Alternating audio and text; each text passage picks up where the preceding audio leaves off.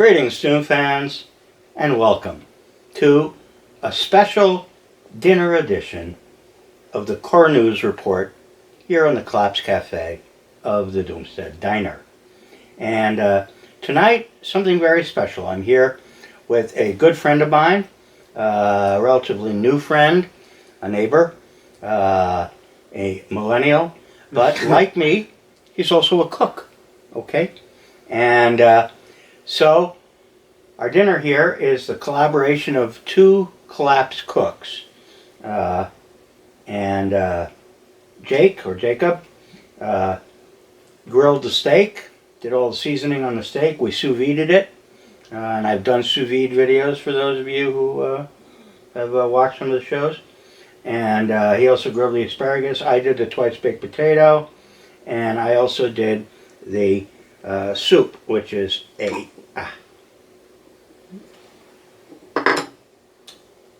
fish chowder.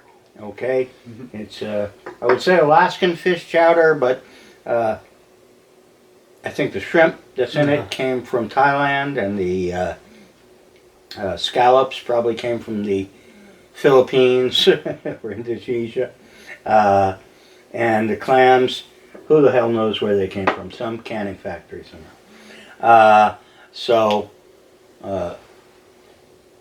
But it's got lots of good stuff in it. It's also got a lot of good veggies. Okay, I got carrots in there, and zucchini, and I think some eggplant, and I'm not sure what else.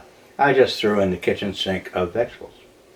Alright, so we're just going to chow down and shoot the shit about Collapse, because Jacob is also familiar with what's going on in the world, and has his own millennial perspective, which is good. So you got a boomer and a millennial here, right? Both ends of the spectrum of people who are dealing with it. So anyway, all right, let's chat on, Jake. Yeah, I really want to try the steak.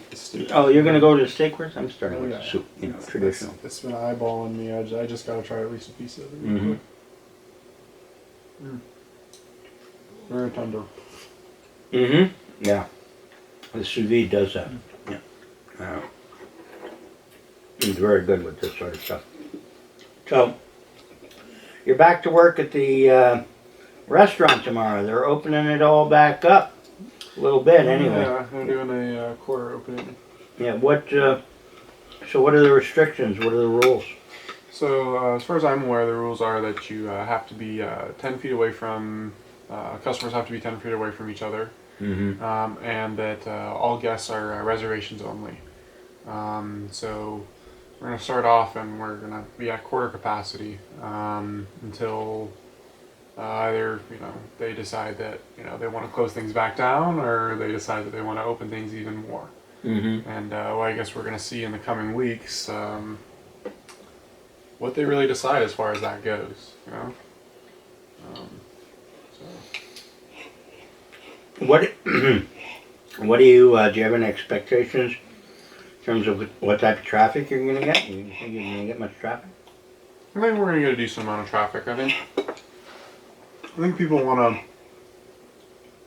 not cook because they've been cooking for themselves for a while. Especially people who aren't as savvy at cooking. Me and you, we cook, so cooking at home isn't really a big deal to us. Other people, it's like, oh my god, what am I doing? What is this like?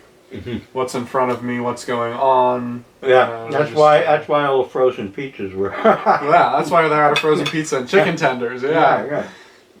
If you could microwave it, that's what they bought. I brought the sake out, and I forgot the fucking cup for the sake. I have to go get that. What about the takeout business? I guess they laid you off for the last couple of weeks. So, talk to any other people there? How much takeout business they saw? Takeout business is it's okay. I mean, there's a little bump around lunchtime, and then there's always a decent rush between about 5 and 8 o'clock. But other than that, it's very, very slow. So there's not really a whole need for a lot of staff, and there were a couple of other people that were hurting a lot worse than me for money. and I have asthma, so I was like, I can take 2 weeks off work for a little bit, maybe give somebody else a chance to make some money and give me the chance to try and avoid catching this thing for as long as possible. Right. So. And you said your unemployment check was just about as much as you were making with the cut hours. Yeah, it was. Yeah. So if I can avoid going back to work, and make the same amount of money, then I definitely would. But getting that full check will help me pay my bills. So if they end up not giving me my full hours, I might not stay around for a whole lot longer. There. So we'll see how that goes. Yeah, I'll be interested to see how that goes. You haven't got your stimulus check yet, right? I have not gotten my stimulus. I've just been waiting. I filed my taxes, I want to say, 4 weeks ago. So I was a little bit late on filing them, which is part of the reason I think it might be late. But I know that a lot of other people have already gotten theirs. So I just hope I get it soon, It'd be hilarious if this whole thing came and went and I never got anything at all. Well, I'm starting to get suspicious because I talked to about half a dozen of the clerks and stockers at Three Bears, and just asked them casually, have you got your check? Have you gotten your check? Not a single person that I asked has gotten their stimulus check. That's ridiculous. So I am starting to wonder if these things are really going out, who they're going out to, and so forth. Well, my mom supposedly got a stimulus check. Did she? She has hers set up through a direct deposit.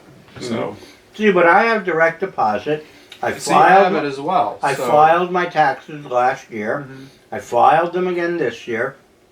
Plus, I'm on the Treasury Department's list for direct deposit because that's how they deposit my Social Security, right? Yeah. So it should be very easy for them to get that money to you. Yeah, I should have been in the first wave of people in the first week, but so far no money.